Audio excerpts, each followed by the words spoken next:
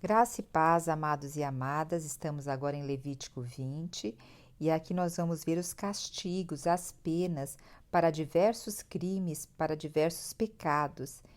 E é interessante que nesse capítulo inteiro ele vai reforçar a inabalável obediência a Deus, como indicação de uma vida santa e uma vida separada ao Senhor. Então, apresenta uma semelhança essencial com Levítico 18. Entretanto, enquanto lá em Levítico 18 não faz referência imediata à punição, aqui em Levítico 20 nós vamos ver a punição. E uma dessas punições que nós vamos ver grandemente aqui em Levítico 20 é a morte, é a pena de morte. Então, olha que interessante, desde que nós começamos a ver Levítico, lá em Levítico 1, nós vimos o que? Sacrifícios, né? Ofertas e sacrifícios. Nós vimos o sacrifício de holocausto, que era pelos pecados, nós vimos sacrifícios pela culpa, sacrifícios pela impureza, contudo, ofertas pela impureza, pela culpa, mas agora aqui não vai haver sacrifício. Aqui vai haver um decreto para esses tipos de pecados que nós vamos relatar aqui. E o pecado é o quê? A pena para esses pecados é a morte. Então, veja como a legislação aqui para o povo de Israel, o Senhor estava estabelecendo uma legislação própria para que eles não fossem nem da onde eles saíram, da terra do Egito, e nem se assemelhasse para onde eles iam, lá para Canaã, que haviam muitos povos pagãos e idólatras. E aqui já nos primeiros versículos já vai nos dizer algo horrível que nessa terra de Canaã havia. Lá havia o que? A adoração ao deus Moloque, e esse deus Moloque, eles ofereciam seus filhos como sacrifício. Eles queimavam seus filhos para esse deus deles. E aí o Senhor está falando, está repreendendo o povo, né? Que voltarei o meu rosto contra este ser humano, aquele que fizer isso, está no versículo 3. E eu exterminarei no meio do meu povo, do seu povo, pois havendo entregue um dos seus filhos a Moloque, contaminou o meu santuário e profanou o meu nome, o meu santo nome. Então aqui o Senhor está deixando claro quem era esse povo que adorava Moloque. Era o povo que? Amonita. E quem é o povo amonita? Lá em Gênesis 19:38 nos explica isso. Foi quando uma das filhas de Ló, coabitou com ele e gerou um filho, e esse filho veio o quê? Veio a ser a nação dos Amonitas. E essa nação começou a adorar o deus Moloque. Então veio também de um pecado aqui, uma filha deitando-se com o pai. Então, o que nós vemos aqui? O Senhor diz: profanou o meu nome.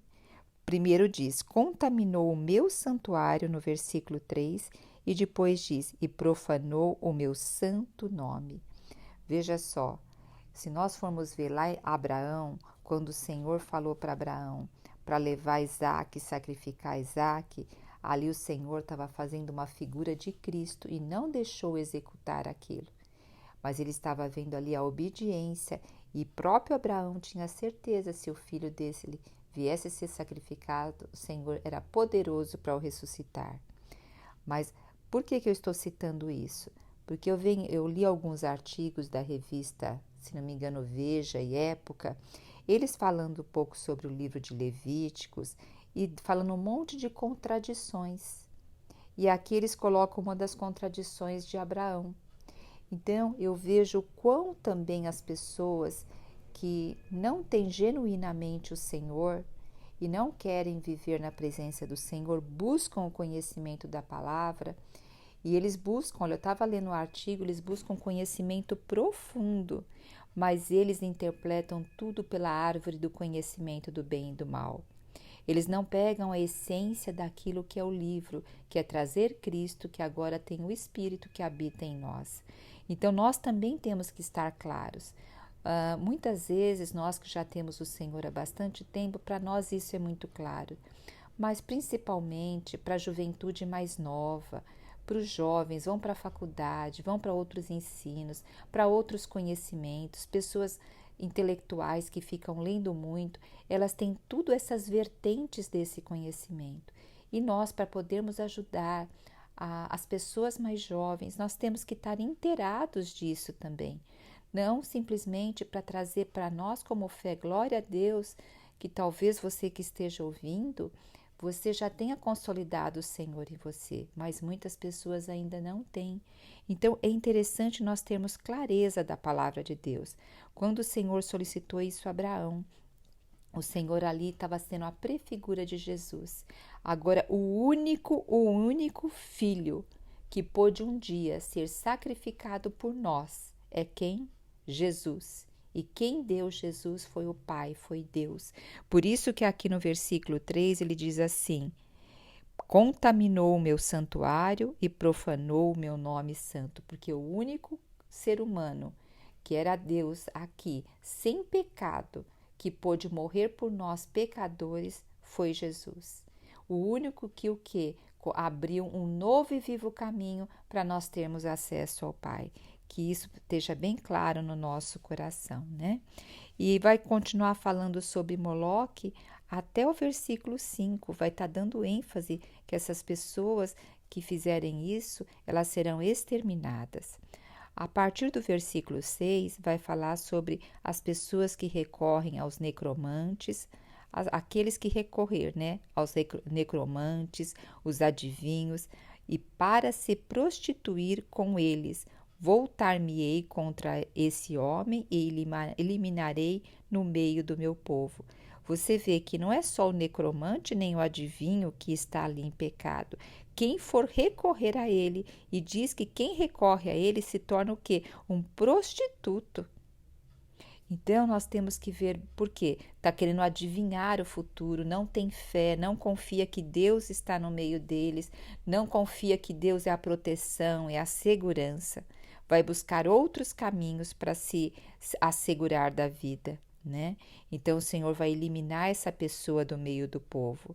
E aqui nós vemos o quê? No versículo 7, nós vemos, diz aqui: vós, no entanto, vos santificareis e sereis santos, pois eu sou o Senhor, pois eu sou Yahvé, o Senhor vosso Deus. Nós vamos ver isso muitas vezes repetido aqui em Levítico, como nós vimos ontem no capítulo 19, né? Quantas vezes o Senhor repete isso?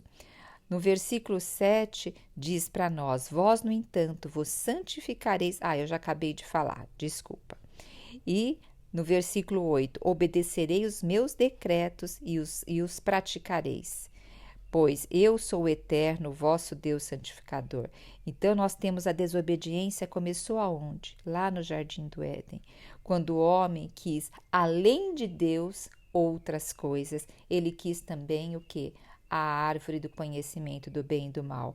Por que eu enfatizo além de Deus? Porque muitas pessoas querem Deus, mas elas querem algo além de Deus. Mas a palavra do Senhor diz que não dá para servir dois senhores. Então, não dá para ficar em cima do muro. Quem está em cima do muro já está do outro lado.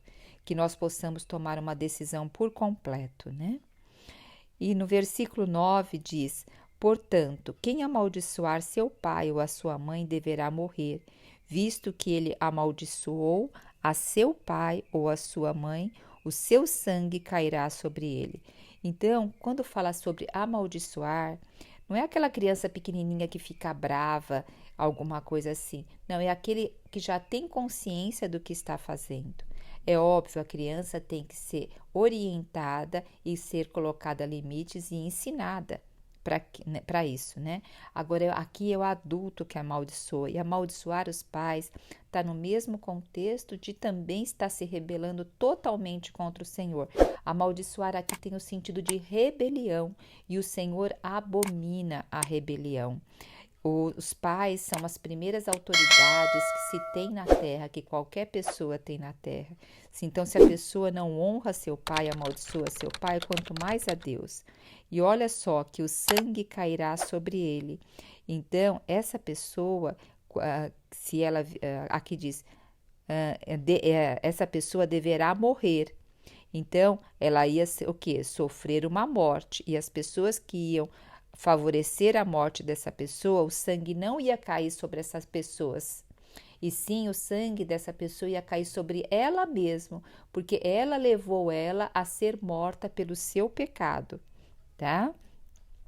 Agora, a partir do versículo 10, até o versículo 12, vai estar falando sobre adultério, né? Então, fala: se o homem cometer adultério, deverá morrer. O homem que se deitar com mulher de seu pai, descobrir a nudez, ambos deverão morrer. E o homem também junto deitar com a sua nora. Então, aqui está dando uma ênfase que ao adultério. Ao adultério também era um pecado e era um pecado de morte. E hoje nós vemos na nossa sociedade o adultério é algo extremamente leviano. A virgindade, então, nem se fala, são conceitos totalmente quase que ultrapassados. Mas veja, quando Deus criou o homem e a mulher, ali também houve uma aliança. É uma aliança que existe entre o homem e a mulher, assim como a aliança da igreja com Cristo. Então, o casamento é algo, a gente vê que a Bíblia enfatiza muito sobre isso, né? Sobre o homem, a mulher, a relação, a família e o casamento. Ela é a base de uma sociedade. Por isso que hoje, na modernidade, no pós-modernismo, a Bíblia tem sido um incômodo para a sociedade, porque ela traz ao homem, traz o ser humano à origem, traz o ser humano à família e a conviver em sociedade e a ser, porque na família você aprende limite, você aprende amor, mas acima de tudo você tem que também aprender limites, porque quem ama coloca limites. Inclusive quero fazer uma ressalva aqui, que o cérebro de uma criança, como ela interpreta amor dos pais? Aqueles pais que deixam a criança fazer de tudo a todo tempo, a criança não vê isso como amor. Mas o pai que realmente coloca limite em amor, a criança consegue se sentir amparada, protegida e amada. Então, que possamos rever todos esses conceitos, né? E a partir daqui do versículo, aqui também no versículo 13 diz assim: o homem que se deitar com outro homem, como se fosse mulher, ambos cometem uma abominação e deverão morrer. Então, aqui também vem citando novamente, e a pena disso é a morte, porque isso eles cometeram abominação. Imagine como essas coisas que tem na Bíblia, todos esses princípios, essas ordenanças do Senhor devem incomodar hoje enormemente a sociedade, né? Por isso que a palavra de Deus, eles querem tirar a palavra de Deus, porque ela mostra a natureza do homem e o pecado do homem. E as pessoas não querem enxergar isso, né? Se um homem tomar uma mulher, 14, e a mãe dela por esposa, eles serão queimados vivos, a fim de que não se perpetue o incesto no meio de vós. Olha, não se perpetue o incesto no meio de vós. Queimar é como se fosse uma praga, né? Então eles vão ser queimados vivos. E tudo isso, essas mortes, elas eram vistas pelo povo. Então era uma forma de mostrar, olha o que acontece, olha o que acontece com tais atitudes.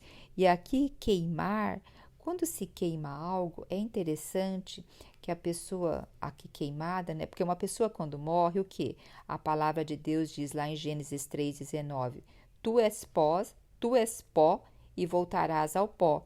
E em Eclesiastes também diz, né? Que o pó volta para a terra e o sangue volta para Deus, né? O espírito volta para Deus. E quando a pessoa morre, o que? A carne dela volta ali para o pó, o sangue dela que está dentro da carne volta ali para o pó. E o queimado? A pessoa queimada, ela o que? Só vira cinza, né? Então, não está voltando, porque a cinza não vai estar contaminando ali a terra. Porque o incesto aqui é tido como um pecado de abominação, é um pecado muito grave, né? Então, o Senhor abomina tudo que destrói a família. Olha que coisa, gente. O Senhor abomina tudo que destrói a família. A família é tipo a miniatura de Deus, é onde começa os princípios ali da palavra de Deus, onde a criança vai receber tudo isso e a família se une em um prol comum, né? E também, bom, eu já falei sobre cair o sangue sobre ele próprio, já disse isso. Vamos para o versículo 15. Diz aqui: o homem que se deitar com um animal, e também vai falar a mulher que se aproximar de um animal. Então, os dois que se aproximarem de animais para terem relações sexuais, eles vão ter que também o que? Vão passar pela pena de morte.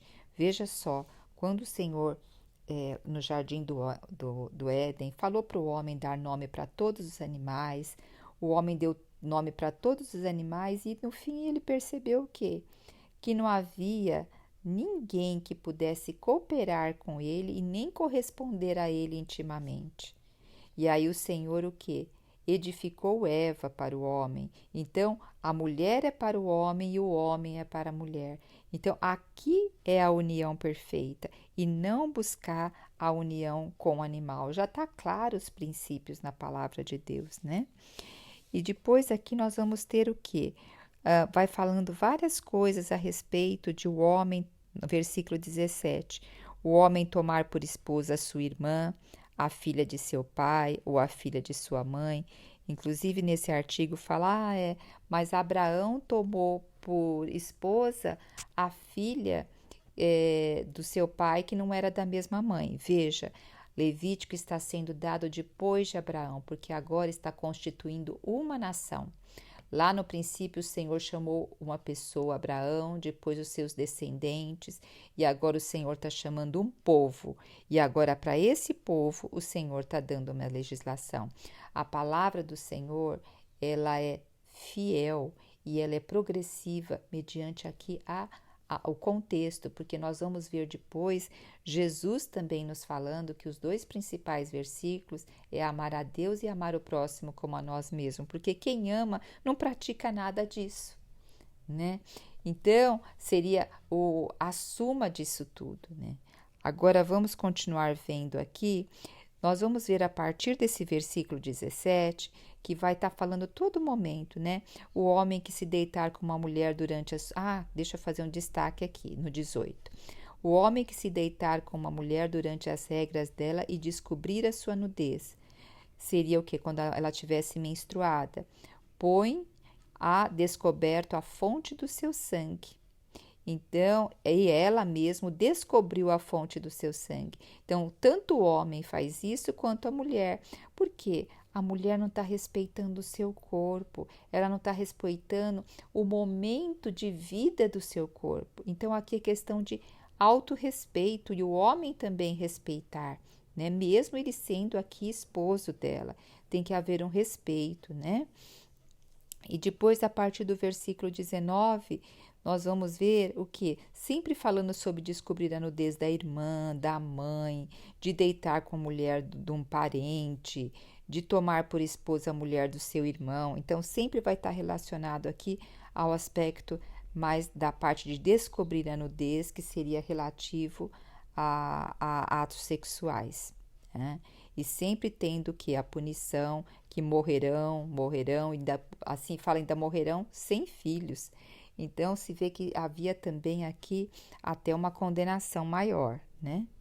Agora, a partir do versículo 22, olha que a palavra do Senhor nos diz: guardai todos os meus estatutos, todas as minhas leis, e os colocareis em prática. Assim, não vos vomitará a terra. Então, assim, o Senhor está nos orientando o quê? Para guardar. Porque lembra, Adão e Eva, por não guardarem, o que o Senhor teve que fazer? Expulsá-los do jardim. Então, é como se vomitar da terra, né? E no 23 diz: não seguireis os estatutos das nações que eu expulso diante de vós, pois elas se acostumaram a fazer tudo o que é contra a minha vontade, e por isso me aborreci totalmente delas. Da mesma forma vos tenho dito: tomareis posse de toda a terra que pertenceu a eles um dia, mas que eu mesmo de agora em diante vos dou por possessão uma terra que mana leite e mel. Eu, Yahvé, o Eterno, vosso Deus, vos separei desses povos maus. Veja só, o povo aqui ainda está no deserto, está recebendo toda essa legislação do Senhor, e eles estão indo em direção aonde? A terra de Canaã. Eles saíram lá do Egito, estão agora em transição e estão indo para a terra de Canaã. Então, o Senhor está alertando tudo como tem que ser a legislação e como é os povos lá. E o Senhor está falando, não seguirei os estatutos das nações que eu expulso de diante de vós. Veja só, o Senhor não está mandando eles para uma terra onde não tinha gente que habitava. Canaã tinha povos que habitavam ali. Só que o Senhor, aqueles povos, eles eram tão contra a vontade do Senhor que o Senhor ia destituir a terra deles. Então, o povo aqui de Israel, a gente vai ver bem mais para frente, que depois eles tinham que ir tirando povos por povos para eles ir habitando ali naquela região. E nesse momento de tirar povos por povos, eles não podiam se contaminar com as impurezas de Canaã. E antes eu até me perguntava, né? Puxa, mas Canaã é uma terra que mana leite e mel, o Senhor está mandando para lá, mas por que já tem povo lá? Por que eles têm que tirar o povo de lá? Por que o Senhor não deu um povo, uma terra onde não tinha povos? Então veja só, eu toco muito que esses povos que tinham lá em Canaã, todos terminavam com eus, eus, eus. Agora eu vou falar uma coisa mais subjetiva, tá? Quando nós aceitamos o Senhor nos transfere das trevas para o reino dos filhos do seu amor. Ele nos transfere do império das trevas, que é sobre a condenação, o pecado, sobre as leis do inimigo, e nos leva para o reino de Deus, que é do filho do seu amor. Mas isso, o Senhor entra no nosso espírito, ativa o nosso espírito e abre um novo e vivo caminho. Porém, expulsar os eus do nosso coração, todos os nossos egos, é um trabalho diário na presença do Senhor.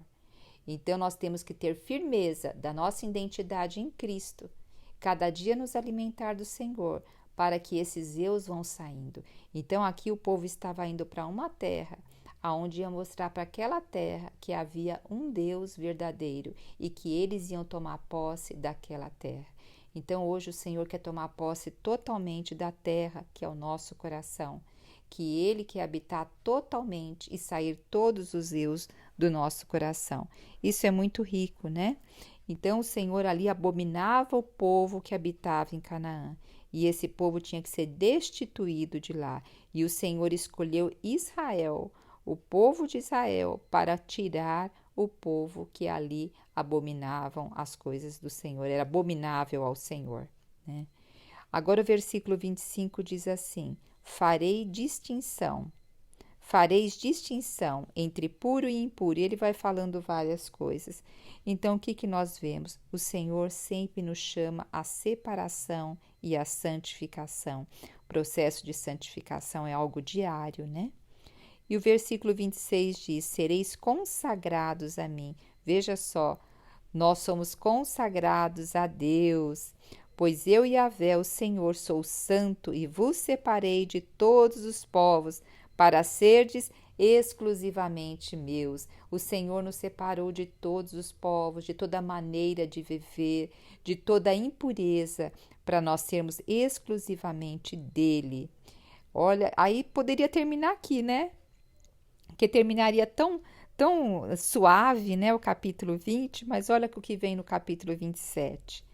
O homem ou a mulher que entre vós invocarem espíritos dos mortos, forem médios, adivinhos ou se envolverem com obras de feitiçaria, serão sumariamente condenados à pena de morte por apedrejamento, e o seu sangue cairá sobre eles. Então o Senhor aqui faz novamente, resgata e fala: olha, quem vocês têm que invocar é o meu nome. Não é espírito de mortos, adivinhos que vão dar vida para vocês. O que dá vida para vocês é o meu nome. Porque a morte ela entrou pelo pecado e entrou pela desobediência. E olha, para concluir, eu queria dizer assim, que em Efésios 5:8 diz assim: pois no passado nós éramos trevas, nós não estávamos no império das trevas, nós éramos trevas, mas agora sois luz no Senhor. Como que nós somos luz? No Senhor. Então ele diz o versículo: assim andai como os filhos da luz. Então hoje nosso Pai é luz e nós somos filhos da luz e nós podemos andar na luz. E em 1 Tessalonicenses 5:5 nos diz: porquanto vós todos sois filhos da luz, portanto vós todos sois filhos da luz e filhos do dia. Não somos da noite, muito menos das trevas. Puxa, que coisa gloriosa, né? Que possamos orar, ler esses 2 versículos e nos fortalecer na identidade que nós temos hoje. Então, também o Senhor disse a Abraão, né? Anda na minha presença e ser perfeito. Ele não disse para Abraão assim, ser perfeito e anda na minha presença. Não, anda na presença do Senhor e a perfeição vai caminhar com você. É a perfeição segundo os olhos de Deus e não segundo os seus olhos. Então, vamos juntos andar na presença de Deus. Jesus Cristo é o nosso Senhor. Você já se viu sobrecarregada por pensamentos negativos e ansiedade? Deseja encontrar uma maneira de viver com confiança e proteção? No Salmo 23, escondem segredos poderosos que podem mudar a maneira como você enxerga a vida. Nesta aula, você vai descobrir esses segredos e aprender a viver com confiança, deixando para trás os pensamentos negativos que minam a sua felicidade. Com a sabedoria do Salmo 23, você aprenderá práticas e princípios que ajudarão a livrar-se da ansiedade e encontrará orientação para experimentar uma proteção duradoura e encontrar paz interior. Comece a transformar sua vida hoje mesmo. Entre no grupo para acessar a aula gratuitamente e venha descobrir a verdadeira confiança e proteção que você merece.